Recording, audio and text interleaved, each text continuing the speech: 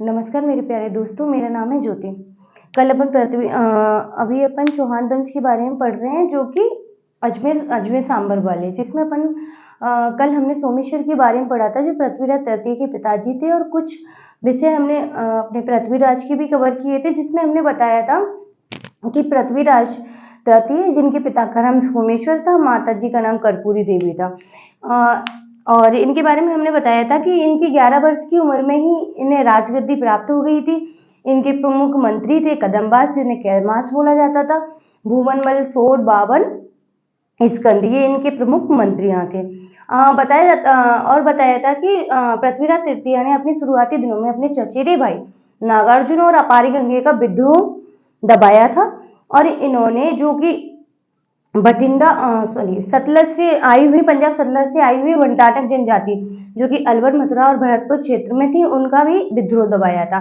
इसके बाद इन्होंने एक युद्ध किया था, जो परमादिदेव चांदिल और इनके मध्य में हुआ था, जिस युद्ध का नाम था हमारा महुआ या तुमुल का युद्ध, जो कि 1182 ईस्वी में हुआ था। इसमें इन्होंने परमादिदेव चांदिल से युद्ध किया था, जिसमें इनकी विजय प्राप्त हुई थी इन्हें। और इसके प्रमुख कारण रहे थे कि पृथ्वीराज तृतीय के कुछ घायल सैनिक थे, उनको परमादिदेव चांदिल ने मरवा दिया था, जिससे पृथ्वीराज को क्रोध आ गया और इन्होंने युद्ध स्टार्ट कर दिया। इसके बाद जो परमादिदेव चांदिल थे, इनके दो सेनापति थे, आला और उदल, जो कि वीरगति को प्राप्त हो गए। इतना अपन ने पढ़ लिया था। इसके बाद अपन पढ़ेंगे नागौर का युद्ध।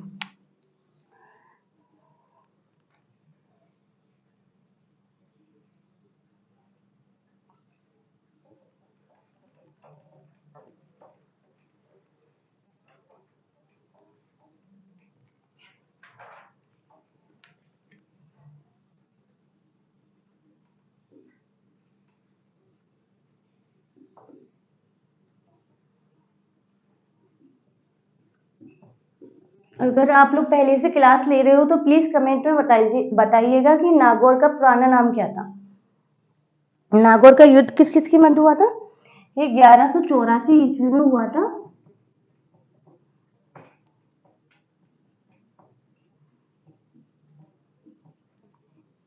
पृथ्वीराज तृतीय चल रहे हैं, तो अपन एक तो पृथ्वीराज,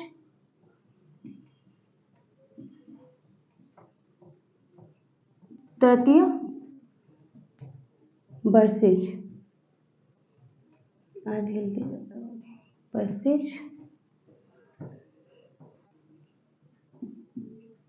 भीम द्वितीय। चालुक्य राजा थे, कहां से थे? गुजरात। ठीक है, तो पृथ्वीराज तृतीय वर्सेस भीम द्वितीय, चालुक्य राजा, गुजरात, इनके मध्य में ये युद्ध हुआ था। इसमें इसके कारण भी बताओ कि कारण क्या थे इसके। पहला जो कॉमन कॉमन कारण रहेगा सभी के में, कि दोनों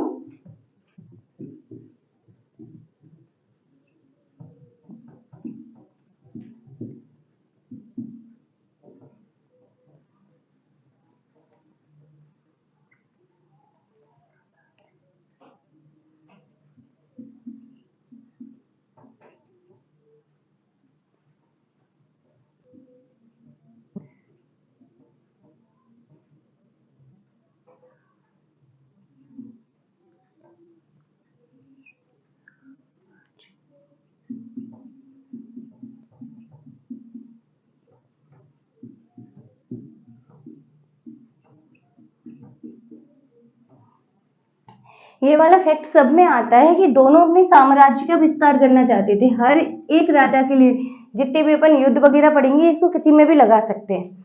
ठीक है, सेकंड पॉइंट रहेगा कि अपन जब से अपन ने चौहानों का इतिहास पढ़ रहे हैं, जब से देख रहे हैं कि चौहान, कोई ना कोई चौहान चालुक्यों से जरूर लड़ता है ना।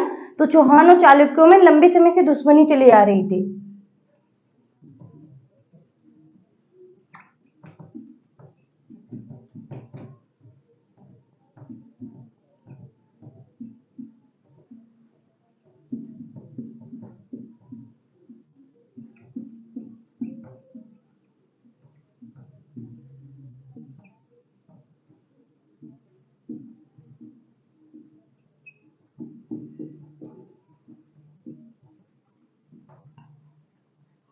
क्या क्या कि दोनों अपने साम्राज्य का विस्तार करना चाहते थे और चौहान और चालुक्यों में लंबे समय से दुश्मनी चली आ रही थी।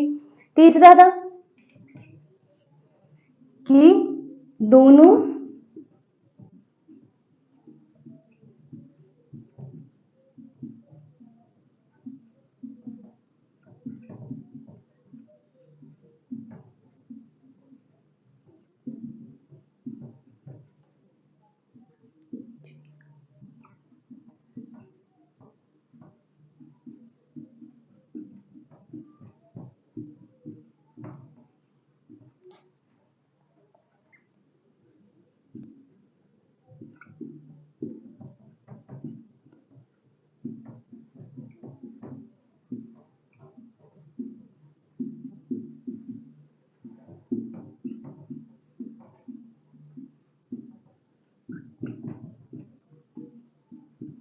ठीक है।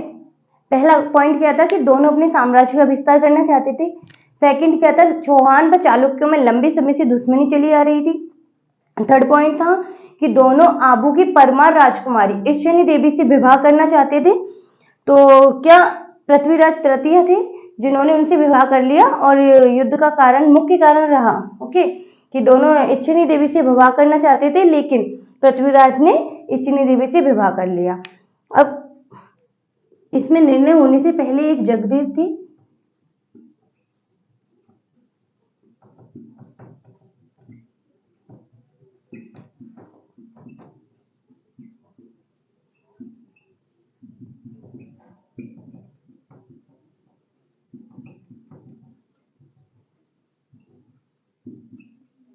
एक जगदीप प्रतिहार थी जिन्होंने इन दोनों की मध्य संधि करवा दी।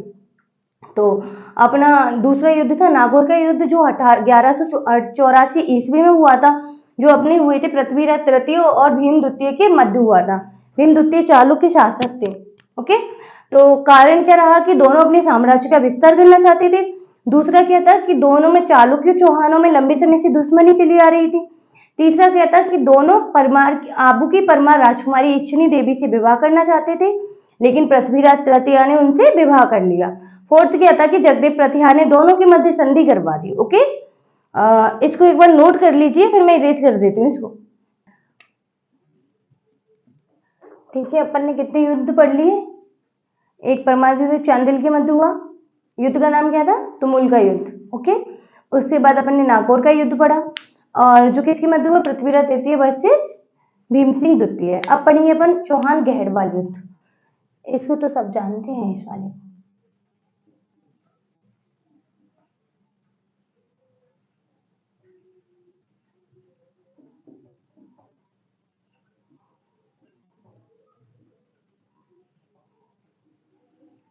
ये किसके मध्य हुआ?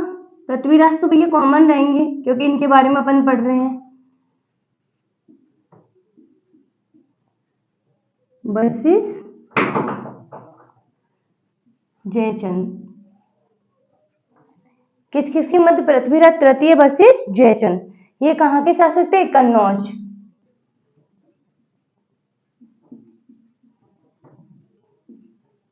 अब इनके बीच युद्ध हो गया भैया। अब इनके बीच किस चीज को लेके युद्ध हुआ? तो पहला, क्योंकि अपन को पता तो है नहीं कन्नौज के शासक से कभी दुश्मनी चली कि नहीं। तो पहला था कि दिल्ली के उत्तराधिकार के लिए।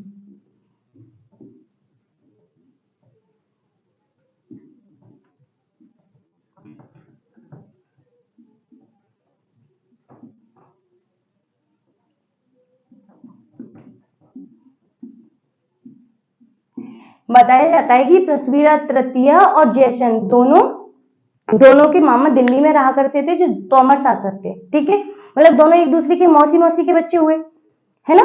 तो ये दोनों अपने ननिहाल में रहा करते थे। तो उस टाइम क्या हुआ था, ये अपनी नानी के घर पे दोनों रहा करते थे और उधर शासन देने की बात आई क्योंकि चूंकि इनके नाना जी के कोई भी पुत्र नहीं था, इनके मामा जी नहीं थे, तो शासन किसको मिलेगा? इन दोनों में से किसी एक को।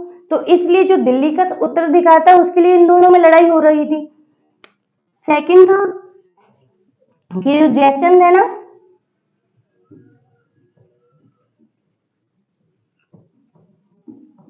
किसके खिलाफ? पृथ्वीराज।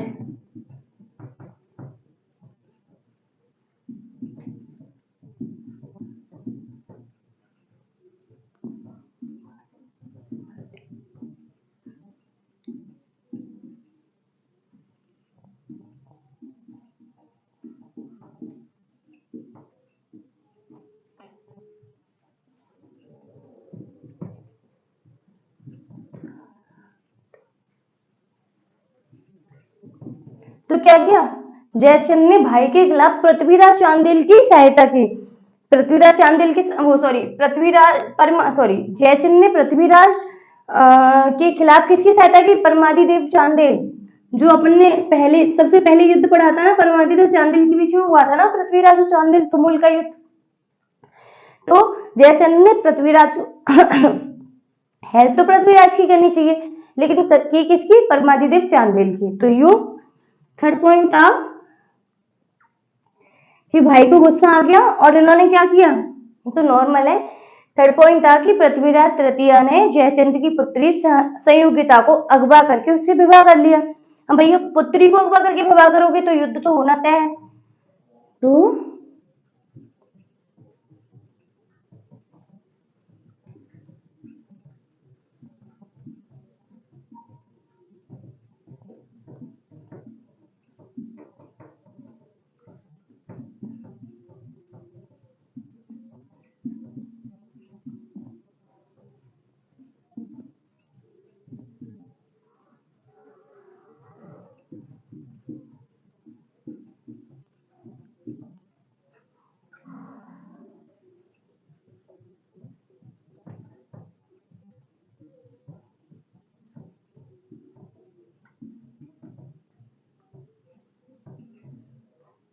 कल मैंने पृथ्वीराज की रानियां बताई थी, जिसमें मैंने बोला कल बताऊंगी। तो यहाँ पे दो रानियां निकल के आई थी। एक तो अपने नागौर युद्ध में इच्छिनी देवी आई थी, दूसरी कौन है, संयोगिता। ओके, तो तीसरा पॉइंट क्या था कि पृथ्वीराज ने जयचंद की पुत्री को अगवा कर लिया और उससे क्या किया, शादी कर ली, विवाह कर लिया। फोर्थ है कि भैया किसी भी राजा का नाम आए और ये दशरथ शर्मा ना आए, ऐसे तो हो नहीं सकता। तो दशरथ शर्मा।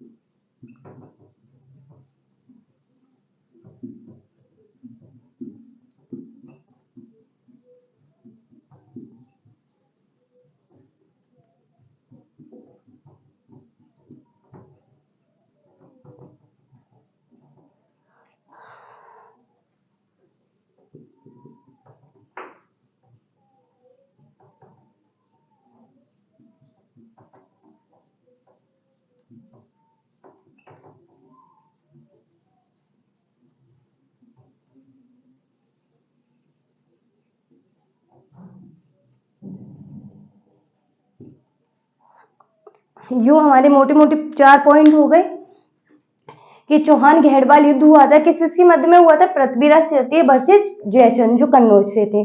अब युद्ध किसको लेके हुआ था कि पृथ्वीराज तृतीय और जयचंद आपस में मौसी मौसी के बच्चे थे।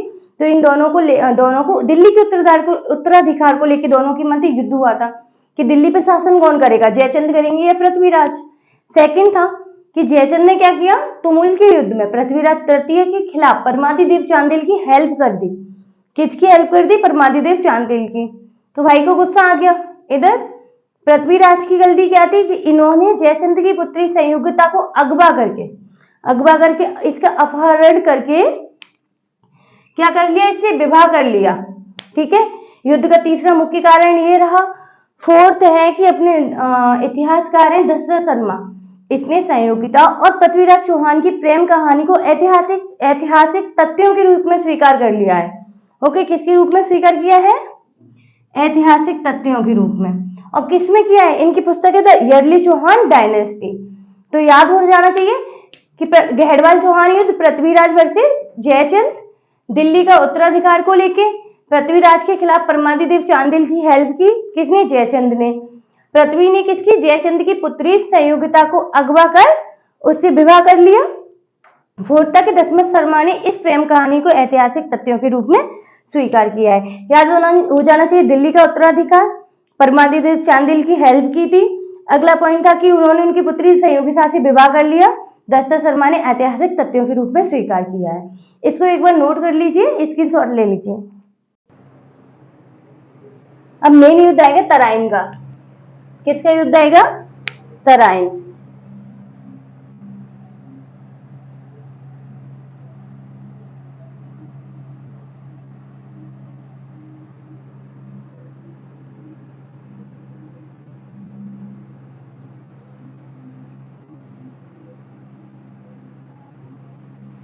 किसकी मधु है, यहाँ लिख देती हूँ, पृथ्वीराज तृतीय वर्सेस गौरी।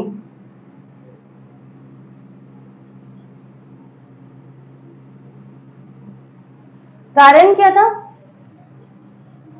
कि गौरी ने तंवर,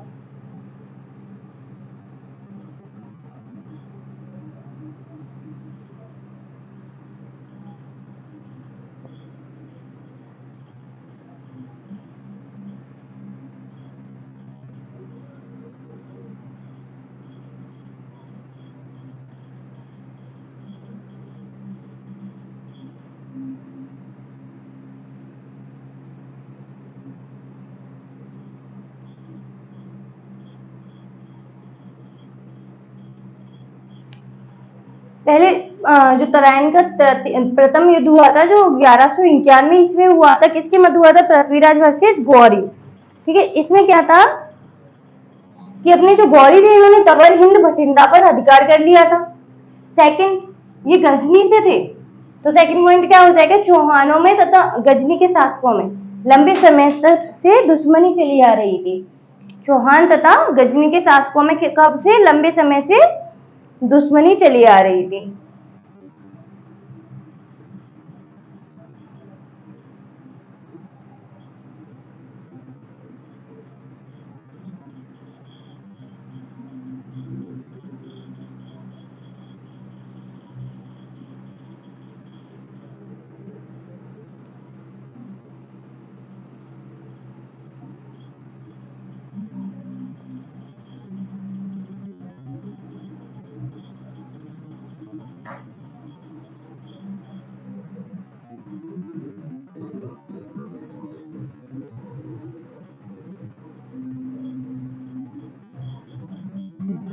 ठीक है, क्या हो गया कि गौरी ने तंवर हिंद भटिंडा पर कब्जा कर लिया और चौहानों तथा जो गजनी के शासक थे इनमें लंबे समय से दुश्मनी चली आ रही थी, ये तो अपन को पता ही था, है ना। इसके बाद क्या हुआ था, युद्ध में पृथ्वीराज जीत गए।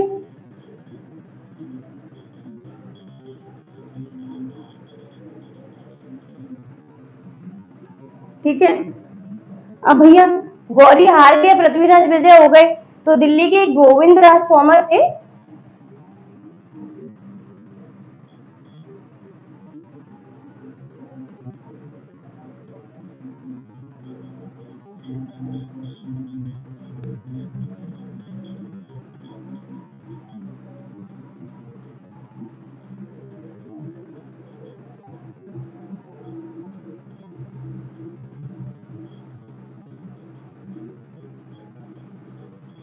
यूं ही सारे युद्धों में मोटे मोटे 4 ही पॉइंट है ना।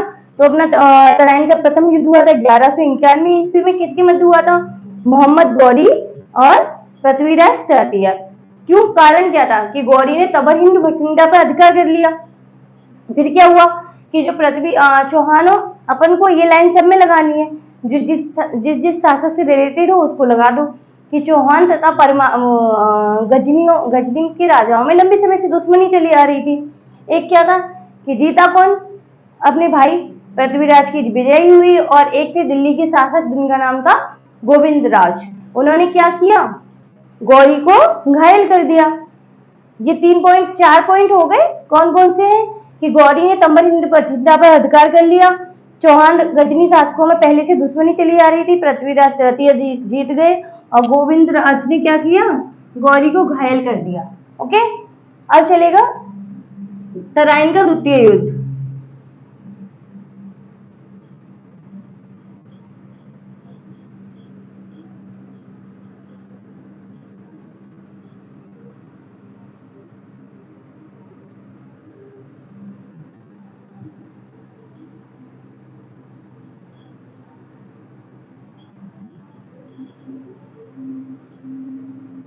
एक साल बाद ही हो गया, किसके मंत्र, पृथ्वी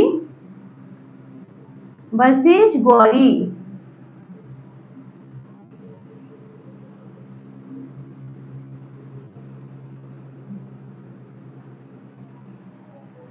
तराइन का द्वितीय युद्ध 1192 ईस्वी में हुआ, पृथ्वीराज वर्सेस गौरी, जिसमें गौरी जीत गया। इतना याद रहेगा गौरी जीत गया। ओके, तो आगे क्या हुआ, पृथ्वीराज थे,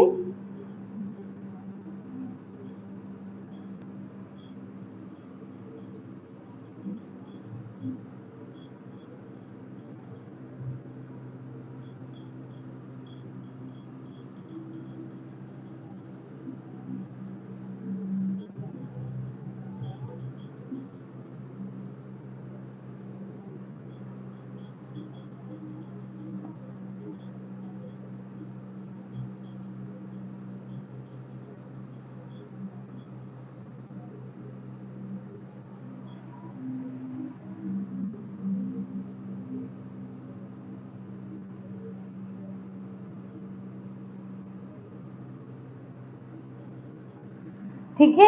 तो ये युद्ध कब हुआ, 1192 ईस्वी में हुआ था। तराइन का द्वितीय युद्ध पृथ्वीराज वर्सेस गौरी के मध्य हुआ था, जिसमें गौरी को विजय प्राप्त हुई। और इसमें क्या हुआ था कि जो अपने भाई थे इनको के सिरसा के पास, किसके पास, सिरसा के पास सरस्वती नामक स्थान पर पकड़ लिया गया और वहीं पे इनको मार दिया गया। लेकिन हमारे एक राइटर है हसन निजामी, वो क्या बताते हैं हसन निजामी,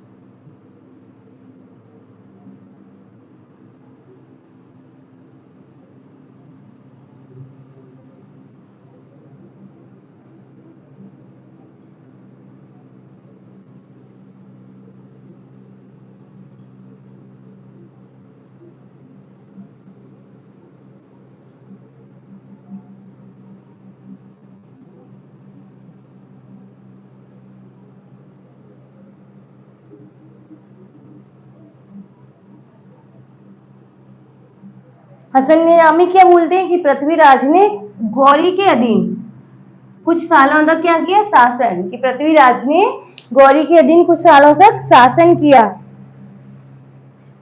और ये किसमें बताया जाता है, पृथ्वीराज की, वो सॉरी, हसन निजामी की पुस्तक है ताज उल मासीर, किसके अकॉर्डिंग बताया जाता है, ताज उल मासीर। ठीक है, यहाँ हमारे दोनों युद्ध कवर हो गए। अब अपन इसके बारे में पढ़ेंगे कौन कौन से युद्ध है, कि तराइन का प्रथम युद्ध, अभी अपन ने कितने युद्ध पढ़ लिए, अभी टोटल अपन ने कितने युद्ध पढ़े, एक महुआ का युद्ध पढ़ा था 1182 ईस्वी में, जो पृथ्वीराज तृतीय वर्सेस परमादित्य चांदिल के मध्य हुआ था, जिसमें पृथ्वीराज तृतीय जीत गए और परमादित्य चांदिल के दो सेनापति थे अलाउद्दीन, वो दोनों शहीद हो गए। इसके बाद अपन ने क्या पढ़ा था कि क्यों क्यों युद्ध क्यों हुआ, परमादित्य चांदिल ने पृथ्वीराज तृतीय के गैर सैनिकों को मरवा दिया, जिससे अपन महुआ व तुमुल का युद्ध बोलते हैं। इसके बाद अपना हुआ था नागौर का युद्ध, जो पृथ्वीराज वर्सेस भीम द्वितीय के साथ हुआ था, जिसमें क्या हुआ था कि दोनों अपने साम्राज्य का विस्तार करना चाहते थे। दोनों में लंबे समय से दुश्मनी चली आ रही थी। दोनों आबू की परमार राजकुमारी इच्छुनी देवी से विवाह करने की इच्छा रखते थे, लेकिन विवाह किसने किया, पृथ्वीराज तृतीय ने। ठीक है, उसके बाद एक कोई जगदे प्रतिहार थे, उन्होंने क्या किया, दोनों के बीच संधि करवा दी। भाई क्यों लड़ रहे हो, लड़ने की जरूरत क्या है, कर ली तो शादी कर ली, दोनों में से किसी एक को तो करनी ही थी, है ना, तो संधि हो गई। अब इसके बाद अपना युद्ध आ गया, दो हो गए, तीसरा था चौहान गहड़वाल युद्ध, जिसमें क्या हुआ था कि पृथ्वी देव, सॉरी आवाज नहीं आ रही होगी आप लोगों को, एक सेकंड। तीसरा आया था अपना युद्ध था चौहान गहड़वाल युद्ध, जो किसके मध्य हुआ था, उन्हीं की मौसी के लड़के पृथ्वीराज तृतीय वर्सेस जयचंद। युद्ध किस चीज के लिए हो रहा था, भाई दोनों को दिल्ली पे अधिकार चाहिए था कि भाई दिल्ली का राजा मैं बनूंगा, मैं बनूंगा।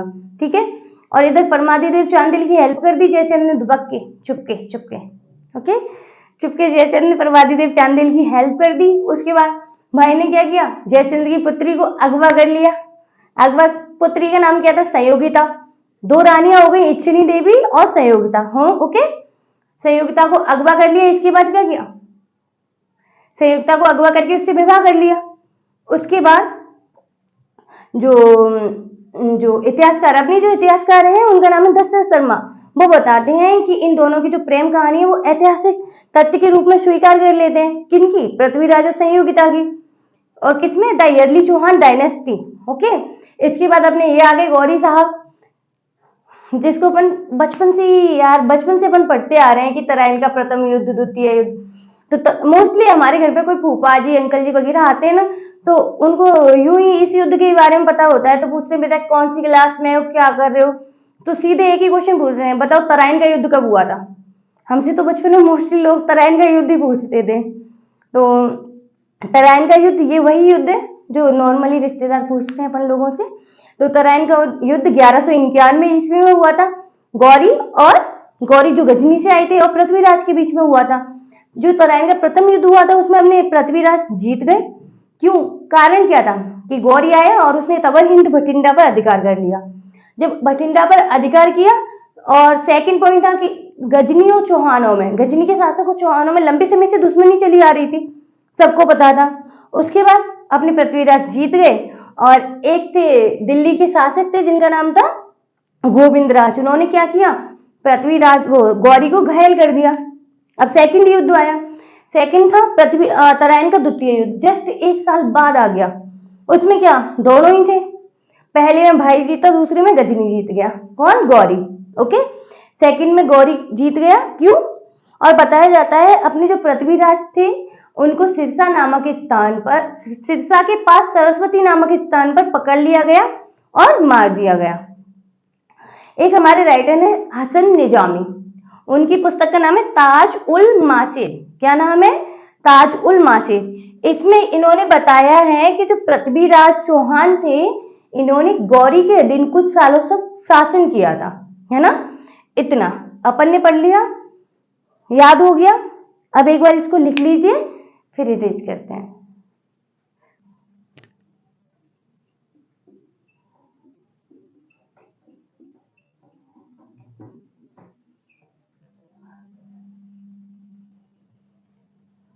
पृथ्वीराज की हार के क्या कारण रहे?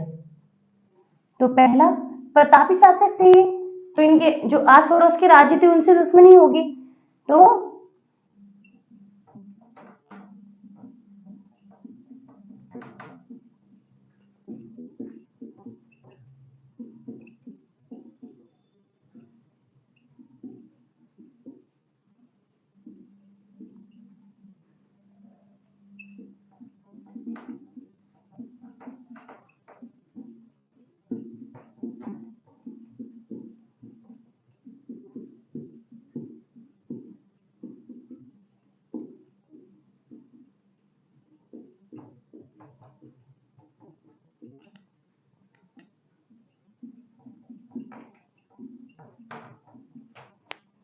पहला क्या है कि पृथ्वीराज के जो आस पड़ोस के राज्य थे उनके साथ मतभेद थे। क्या थे? मतभेद थे। इसलिए किसी भी राजा ने गौरी के खिलाफ इसकी सहायता नहीं की। किसी भी राजा ने गौरी के खिलाफ इनकी सहायता नहीं की। सेकंड था तराइन के प्रथम युद्ध के बाद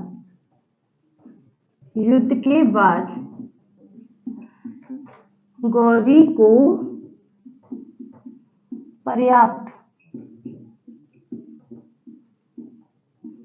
समय मिल गया। भैया एक साल हो गए प्रथम युद्ध को, जैसे दूसरा युद्ध हो जाता है 1-2 महीने बाद। इन्होंने एक साल का समय मिला, तो उसने अच्छी रणनीति बना ली कि कैसे हराना है, क्या करना है। तो आसपास के राज्यों से मतभेद थे, किसी भी राजा ने गौरी के खिलाफ सहायता नहीं की। और जो गौरी था, तराइन के प्रथम युद्ध के बाद उसको पर्याप्त समय मिल गया, तो फिर उसको पर्याप्त समय मिल गया।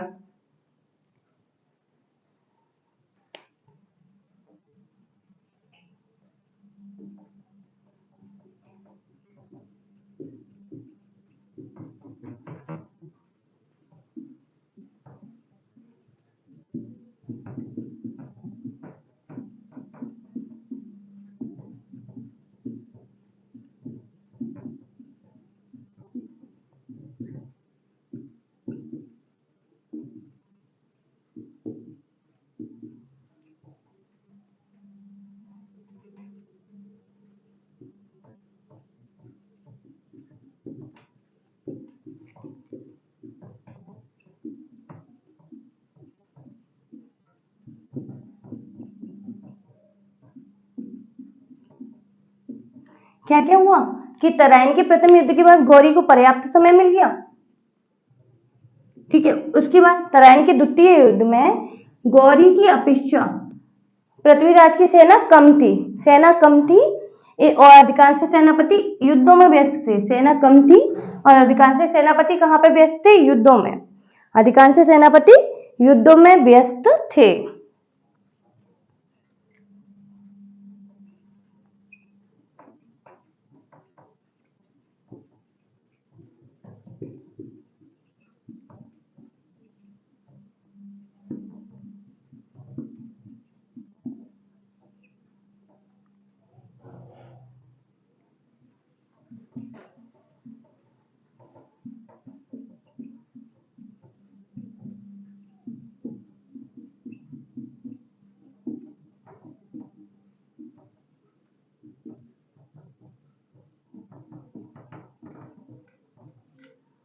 ठीक है, तो गौरी क्या थे? एक अच्छे कूटनीतिज्ञ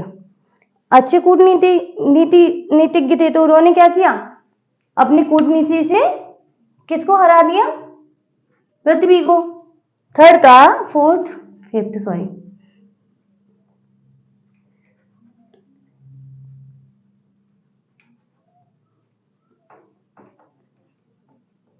गौरी की सेना ने घोड़ों का प्रयोग किया। किसका प्रयोग किया? घोड़ों का। और अपन राजा थे तो और पृथ्वीराज की सेना ने हाथियों का। याद रहेगा कि जो तुर्क सेना थी उन्होंने घोड़ों का यूज किया और जो पृथ्वीराज चौहान थे इन्होंने हाथियों का। भैया घोड़े तेज रफ्तार में दौड़ते हैं और वो किस में दौड़ते हैं? हाथी धीरे धीरे चलते हैं भाई, शहंशाहों की तरह, और घोड़े ज्यादा तेज दौड़ते हैं, है ना।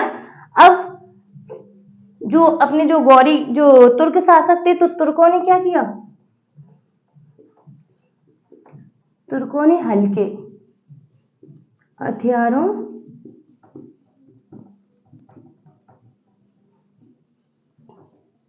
का प्रयोग किया और हम लोगों ने भारी।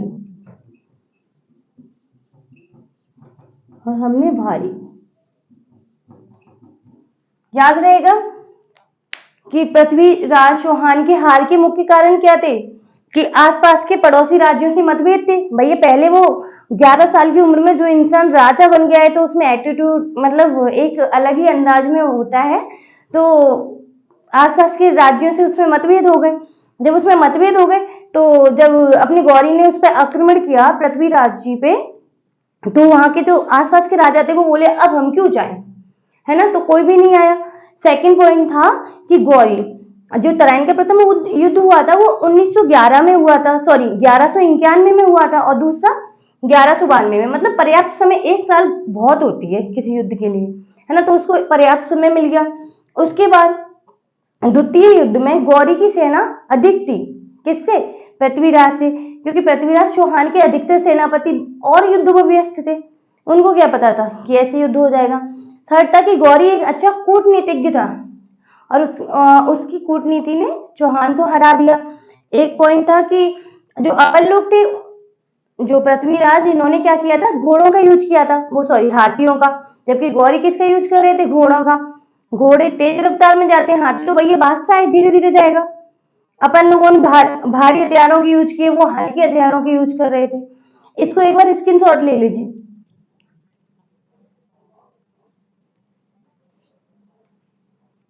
देखो कारण हो गया। अब चलेंगे तराइन के युद्ध के महत्व।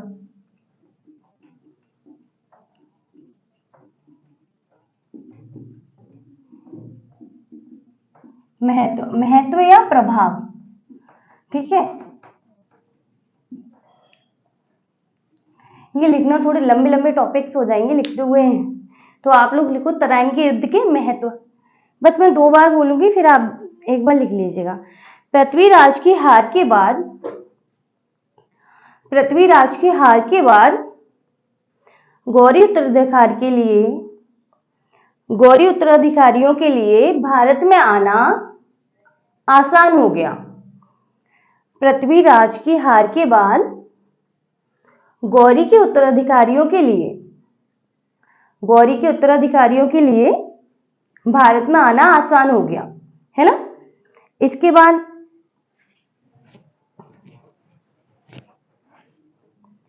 सेकंड पॉइंट रहेगा, उत्तराधिकारी हो गए। सेकंड है कि राजपूतों की उभरती हुई महत्वाकांक्षाएं। अब महत्वाकांक्षाएं राजनीतिक महत्वाकांक्षाएं, ओके। तो राजपूतों की उभरती हुई राजनीतिक महत्वाकांक्षाएं समाप्त हो गई, ओके। राजपूतों की उभरती हुई राजनीतिक महत्वाकांक्षाएं समाप्त हो गई तथा पृथ्वीराज चौहान के बाद कोई भी राजपूत शासक दिल्ली पर अधिकार नहीं कर सका, ठीक है। पृथ्वीराज के बाद कोई भी राजपूत शासक दिल्ली पर अधिकार नहीं कर सका। दोनों पॉइंट हो गए। इसके बाद तीसरा चलेगा, तराइन के द्वितीय युद्ध के बाद, लिखिएगा, तराइन के द्वितीय युद्ध के बाद भारत में विदेशी शासकों का सिलसिला प्रारंभ हो गया। तराइन के द्वितीय युद्ध के बाद भारत में विदेशी शासकों का सिलसिला प्रारंभ हो गया, जो 1947 तक चला, याद रहेगा। अपने 2 पॉइंट हो गए, 3 हो गए। पहला कौन सा था? पहला पॉइंट था कि पृथ्वीराज की हार के बाद गौरी के उत्तराधिकारियों के लिए भारत में एंट्री लेना आसान हो गया। सेकंड पॉइंट क्या था कि पृथ्वीराज की हार के बाद राजपूतों की जो उभरती हुई राजनीतिक महत्वाकांक्षाएं थी वो समाप्त हो गई, और अब जो पृथ्वीराज थे उनके बाद कोई भी राजपूत शासक दिल्ली पर अधिकार नहीं कर सका, ओके। तीसरा पॉइंट क्या था कि पृथ्वीराज की हार के बाद जो विदेशी शासक थे उन्होंने इंडिया में आना प्रारंभ कर दिया। ये सिलसिला कब तक चलता रहा? 1947 तक। 3 पॉइंट हो गए। इसके बाद फोर्थ पॉइंट लिखिएगा,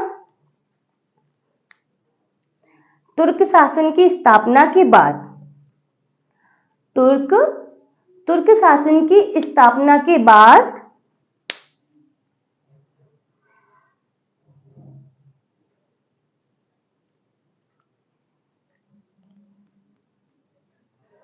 इसको ऐसे लिख लीजिए, तुर्क शासन की स्थापना के कारण, बात को काट के कारण लिख लीजिएगा। भारतीय कला व संस्कृति पे तुर्क शासन की स्थापना के कारण भारतीय कला व संस्कृति पर कई सकारात्मक व नकारात्मक प्रभाव पड़े, ओके। तो तुर्क शासन की स्थापना के कारण भारतीय कला व संस्कृति पे कई सकारात्मक व नकारात्मक इफेक्ट पड़े। ये अपने 4 पॉइंट है, ये इसमें लिख लीजिए। अब सकारात्मक और नकारात्मक कारण प्रभाव पड़े तो देखें तो क्या है सकारात्मक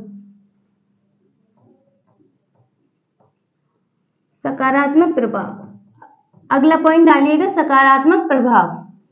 अब कौन कौन से सकारात्मक प्रभाव थे, है ना। तो कला संस्कृति पे काफी सारी सकारात्मक और नकारात्मक पॉजिटिव नेगेटिव इफेक्ट्स तो पड़े, लेकिन कौन कौन से थे वो लिखिएगा आप। देखिए, भारत में इंडो इस्लामिक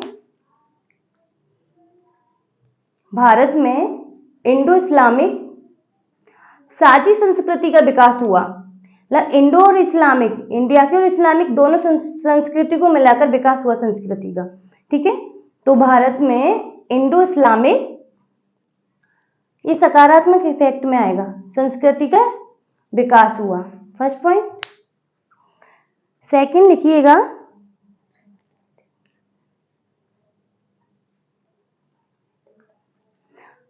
भारत में इंडो इस्लामिक साझी संस्कृति का विकास हुआ, जिसका इफेक्ट लिखिए, जिसका इफेक्ट भारतीय संस्कृति, कला, जिसका प्रभाव भारतीय संस्कृति, कला, संगीत, साहित्य व स्थापत्य कला पर पड़ा, जिसका प्रभाव भारतीय संस्कृति, कला, संगीत, साहित्य व स्थापत्य कला पर पड़ा, ओके।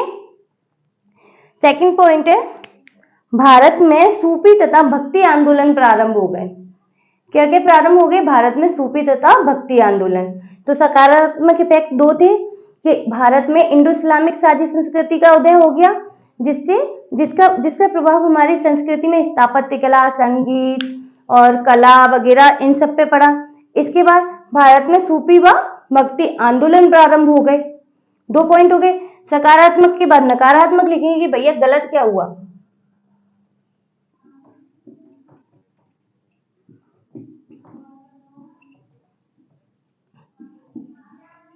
नेगेटिव इफेक्ट्स क्या रहे तुर्कों के?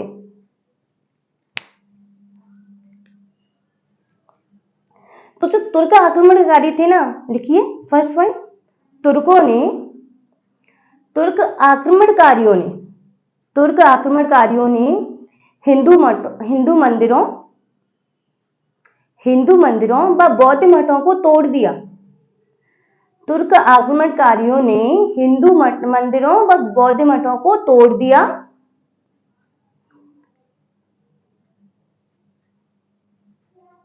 जिससे कला व संस्कृति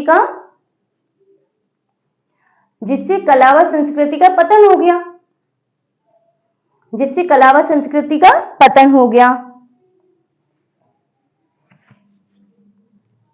सेकंड पॉइंट लिखिए, 1200 ईस्वी के बाद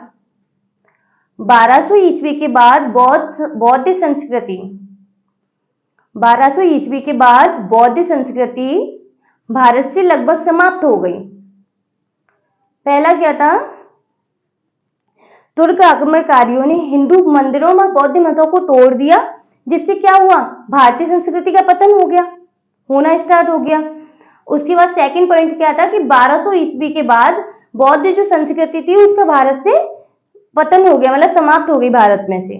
सेकंड पॉइंट क्या था कि 1200 ईस्वी के बाद बौद्ध संस्कृति भारत से लगभग समाप्त हो गई। ये लिखो, 1200 ईस्वी के बाद बौद्ध संस्कृति भारत से लगभग समाप्त हो गई, है ना। 2 पॉइंट हो गए। इसके बाद लिखो, तुर्कों ने विद्या के केंद्र को समाप्त कर दिया। तुर्कों ने विद्या के केंद्रों को नष्ट कर दिया। ये लिखिए, तुर्कों ने विद्या के केंद्र को नष्ट कर दिया, जिससे शिक्षा व्यवस्था का पतन स्टार्ट हो गया, जिससे शिक्षा व्यवस्था का पतन हुआ। ठीक है, तो तुर्कों ने क्या किया? अपने जो शिक्षा के केंद्र थे उनको नष्ट कर दिया, जिससे शिक्षा व्यवस्था का क्या हो गया? पतन हो गया। नकारात्मक इफेक्ट आ गए, तीनों लिख लिए। क्या क्या था कि तुर्कों ने हिंदू मंदिरों व बौद्ध मंदिरों को तोड़वा दिया, जिससे हमारी संस्कृति का पतन हुआ। 1200 ईस्वी के बाद लगभग बौद्ध जो संस्कृति थी भारत से नष्ट हो गई। तीसरा था, तुर्कों ने हमारे जो शिक्षा के जो केंद्र थे उनको नष्ट कर दिया, जिससे भारत में शिक्षा का पतन हुआ, है ना। तीनों पॉइंट हो गए। अब इसके बाद क्या लिखेंगे अपन? अब इतना लिख लिया। अब पृथ्वीराज की सांस्कृतिक उपलब्धियां क्या थी? थर्ड है,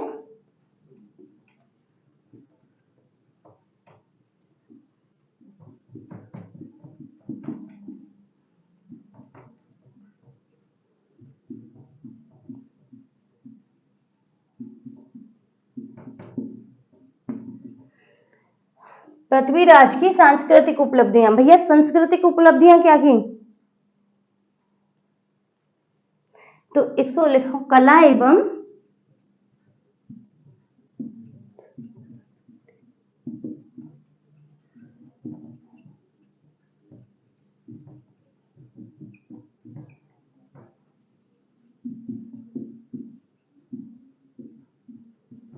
पृथ्वीराज जी ने क्या किया? कला एवं सांस्कृतिक विभाग की स्थापना की।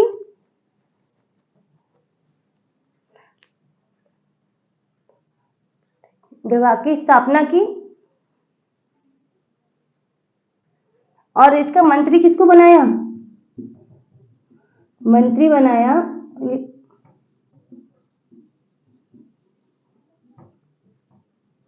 संस्कृति नहीं, तो संस्कृति लिखो, संस्कृति विभाग की स्थापना की। संस्कृति विभाग की स्थापना की और इसका मंत्री पद्मनाभ को बनाया। ठीक है,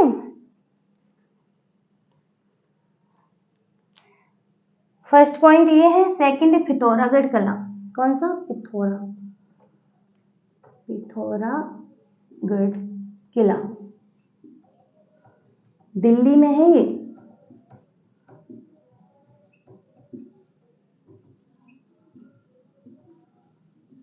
याद रहेगा कि उपलब्धि, सांस्कृतिक उपलब्धियां क्या थी पृथ्वीराज की, कि इन्होंने क्या किया, कला एवं संस्कृति विभाग की स्थापना की और इसका मंत्री, इनके मंत्री कौन थे? पद्मनाभ। और इन्होंने क्या किया? दिल्ली में पिथौरागढ़ किले की स्थापना की। ये हो गया इतना। उम्मीद है आप लोगों को याद भी हो रहा होगा साथ के साथ, है ना। हम इसको इरेज कर देते हैं एक बार, थोड़ा सा और रह गया वो लिख लेंगे फिर। अब पृथ्वीराज जी ने दरबारी विद्वान भी होंगे, इनके दरबार में रहते होंगे कुछ विद्वान।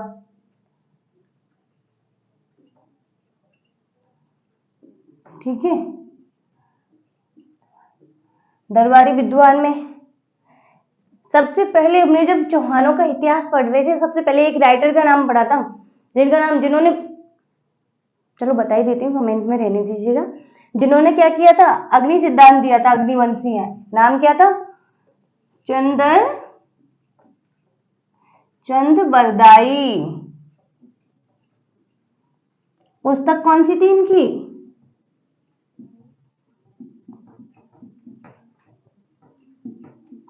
इसी के अकॉर्डिंग तो बताया था इन्होंने कि अग्निवंशी है, ऋषि वशिष्ठ ने आबू पर तपस्या की थी। चंद बरदाई।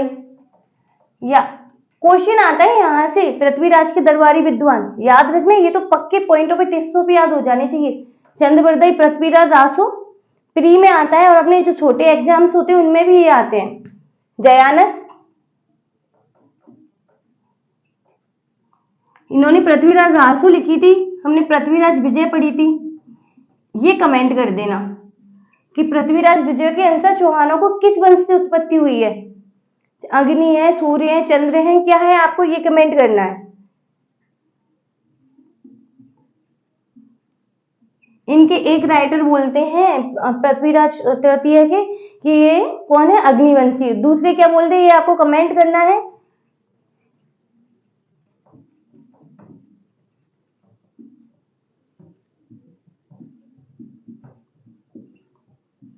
थर्ड है आपके बागेश्वर जनार्दन।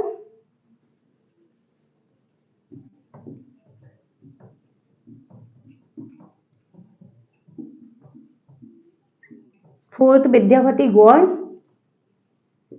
फिफ्थ विश्वरूप। सिक्स आशारूप। आशाधर है, आशारूप मत कर लेना। ठीक है, दरबारी विद्वान थे इनके चंद्रवरदाई, पृथ्वीराज रासो जिन्होंने लिखी, जयानक ने पृथ्वीराज विजय लिखी, उसके बाद अपने बागेश्वर जनार्दन आए, विद्यापति गौड़, विश्वरूप, आशारूप। कौन कौन से दरबारी विद्वान थे इनके? चंद्रवरदाई जिन्होंने पृथ्वीराज रासो, जयानक, पृथ्वीराज विजय, फिर कौन कौन से आए? विश्वरूप, आशाधर और विद्यापति गौड़ और बागेश्वर जनार्दन। ये आपको याद रहेंगे, ये इनके दरबारी विद्वान थे। अब उपाधि, पृथ्वीराज की उपाधि क्या है? उपाधियां थी कि इन्होंने किसका निर्माण करवाया था? पिथौरागढ़ किले का, तो राय पिथौरा। किसके कारण ये पड़ी? पिथौरागढ़ किले के निर्माण के कारण।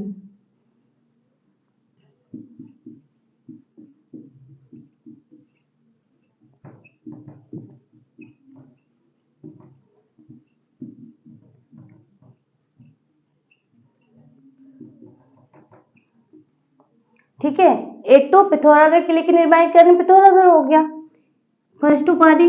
सेकंड, लोग बुलाते थे इनको दलपुंगल।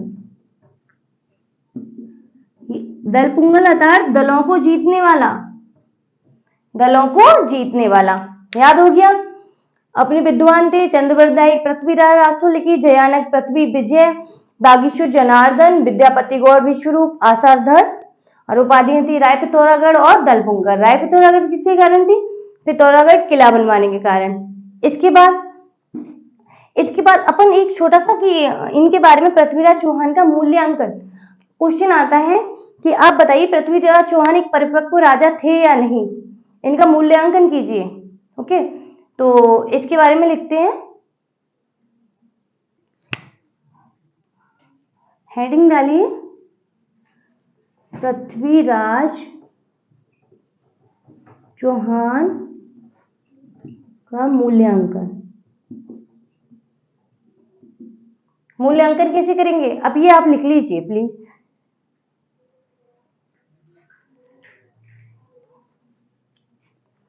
देखिए पृथ्वीराज पर अपार दूरदर्शी तथा अपरिपक्व राजा होने का, पृथ्वीराज पर अपार दूरदर्शी तथा अपरिपक्व राजा होने का आरोप लगाया जाता है, देखिए, लेकिन ये सही नहीं है,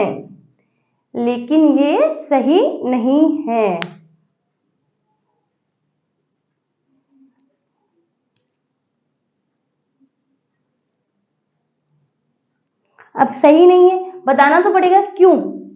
तो लिखिए, तराइन के द्वितीय युद्ध से पहले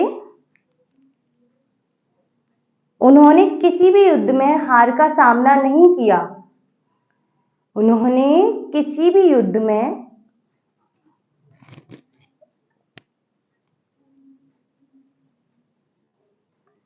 हार का सामना नहीं किया, अतः उन्हें अपरिपक्व सेनापति नहीं कहा जा सकता। अतः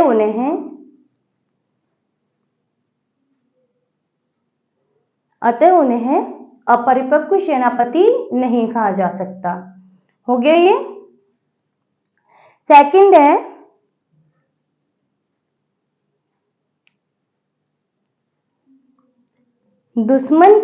सेकंड पॉइंट डालना, दुश्मन की भागती हुई सेना पर आक्रमण नहीं करना, दुश्मन की भागती हुई सेना पर आक्रमण नहीं करना तथा माफी मांगने पर उन्हें माफ कर देना, तथा माफी मांगने पर उन्हें माफ कर देना।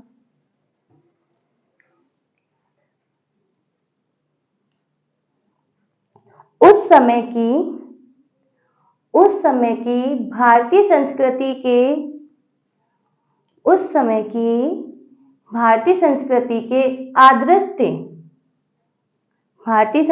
के आदर्श थे।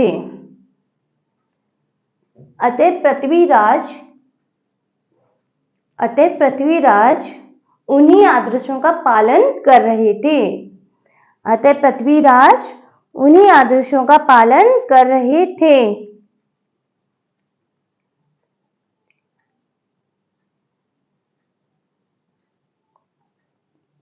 थर्ड पॉइंट लिखो, हालांकि उनकी हार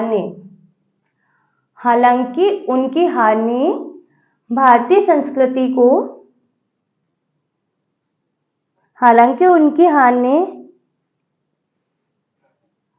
भारत को, संस्कृति हटा देना, गुलामी का मार्ग प्रशस्त कर दिया। हालांकि उनकी हार ने भारत को गुलामी का मार्ग प्रशस्त कर दिया, लेकिन फिर भी मध्यकालीन इतिहास में उनके महत्व को नजरअंदाज नहीं किया जा सकता। उनके महत्व को क्या नहीं किया जा सकता? नजरअंदाज। और ये अपने पूरे हुए पृथ्वीराज चौहान। ओके, अभी तक के कितने राजा पढ़ लिए, अब हमारे पास 2 रह गए हैं। लिखिए, गोविंद राज।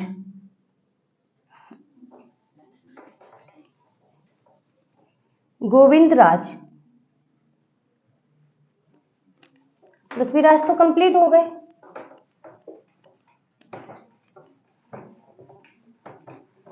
कल तक याद कर लेना प्लीज सारे बच्चों।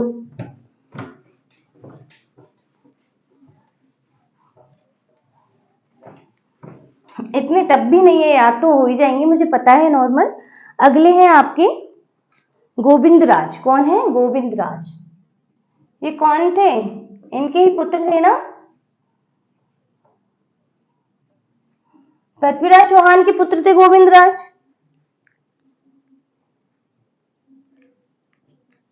इन्होंने क्या किया?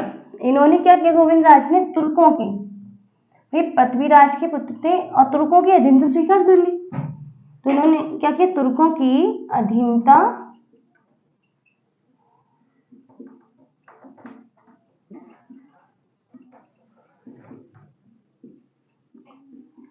कर ली। ठीक है। अतः इनके चाचा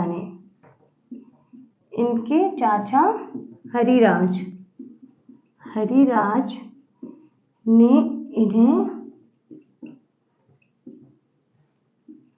हरा दिया। ठीक है।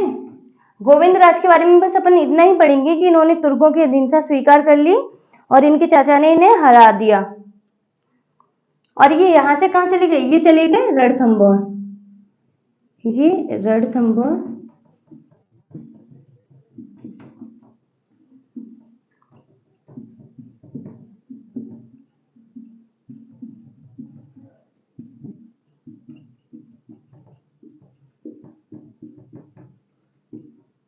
ये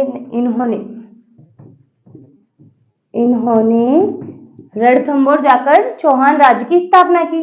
गोविंद राज के बारे में बस 2 ही पॉइंट पढ़ेंगे कि इन्होंने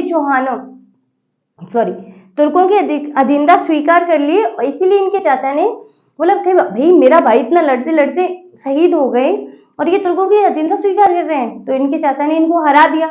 जब इनको हरा दिया तो चाचा आ गए होंगे उस गद्दी पे, है ना? और ये चले गए रणथंभौर। अब मैंने बोला था ना सांबर अजमेर के बाद अपन रणथंभौर पढ़ेंगे, तो ये रणथंभौर चले गए और वहां पे क्या किया? चौहान राज्य की स्थापना की। इनके बाद है हरिराज। अब हरिराज जी आ गए तो अपने बताया था ना मैंने कि दिल्ली पर अधिकार उनके बाद कोई नहीं कर पाया,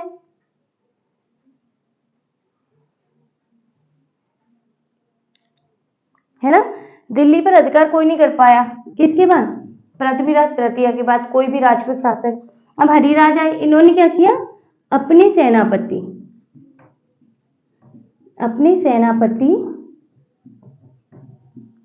चतुरराज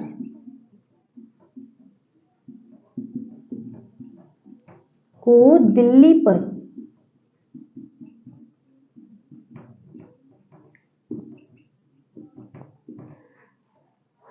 पर अधिकार के लिए भेजा। क्या कर दिया इन्होंने? हरिराज ने क्या किया कि अपने सेनापति चतुरराज को दिल्ली पर आक्रमण के लिए भेजा। लेकिन क्या हुआ? आक्रमण करने के लिए तो भेज दिया, कोई भी राजपूत शासक पृथ्वीराज के बाद दिल्ली पर आक्रमण नहीं कर पाया, तो ये क्या हुए? हार गए। लेकिन यह हार गए। अब ये हार गए। हरिराज ने पृथ्वीराज चौहान के बाद गोविंदराज आए, तुर्कों की अधीनता स्वीकार कर ली तो उनको हटा दिया, वो रणथंभौर में जाके रह गए। अब ये अपने हरिराज आए, इन्होंने क्या किया कि दिल्ली पर आक्रमण करेंगे हम सीधे, तो इनके एक सेनापति थे चतुरराज, उनको भेज दिया कि जाओ और दिल्ली पर अधिकार करो। वो हार गए उधर जाके, तो वो हार गए तो इन्होंने क्या किया? शर्म के मारे इस टाइम पे कुतुबुद्दीन ऐबक था,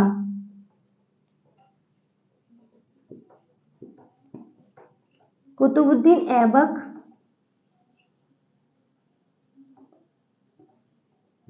ने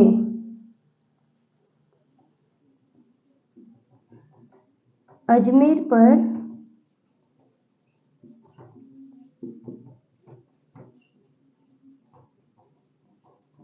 दिल्ली का शासक उस टाइम कुतुबुद्दीन ऐबक था जब इन्होंने अपने चतुरराज को भेजा और वो क्या हो गए? हार गए तो उधर से अब कुतुबुद्दीन ऐबक आ गए। अब कुतुबुद्दीन ऐबक आ गया तो जो इन्होंने अजमेर पर अधिकार कर लिया, किसको हराकर? हरिराज को, हरिराज को हराकर। कुतुबुद्दीन ऐबक ने क्या किया? अजमेर पर अधिकार कर लिया हरिराज को हराकर। अब अब जो कुतुबुद्दीन ऐबक ने हरिराज को हरा दिया तो हरिराज ने क्या किया? हरिराज ने आत्महत्या आत्महत्या कर ली और अजमेर पर तुर्कों का शासन हो गया। किसका शासन हो गया?